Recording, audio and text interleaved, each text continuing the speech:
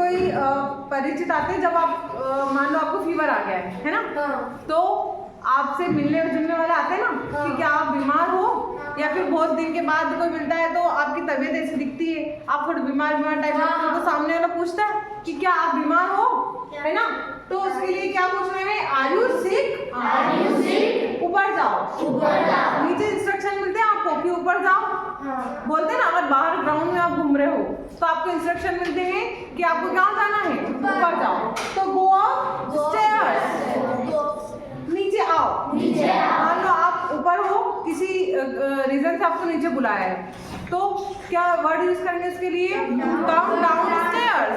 Stairs इसलिए बोल रहे हैं क्योंकि सीढ़ियों पे से उतर के ही हम नीचे जाते हैं और सीढ़ियों पर से चढ़कर ही ऊपर आते हैं।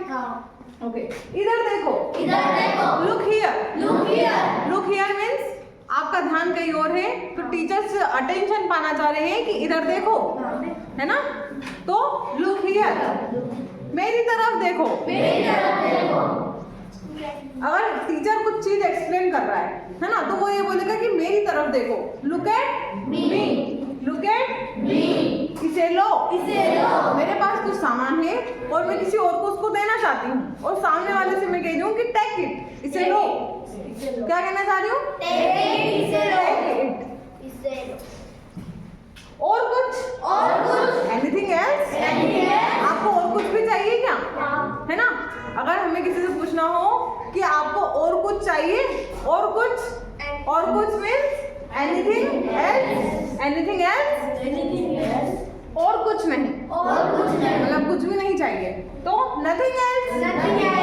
ध्यान से मैं कह रही हूँ आपसे कि ये सब ध्यान से पढ़ना है आपको, ठीक है। तो ध्यान से, बी केयरफुल।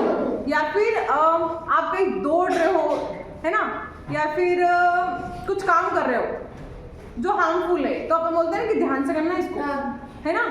तो ध्यान से, बी केयरफुल। अभी राइट नाउ आप क्या करते हो, किसी भी काम को टाल देते हो, लेकिन सामने वाला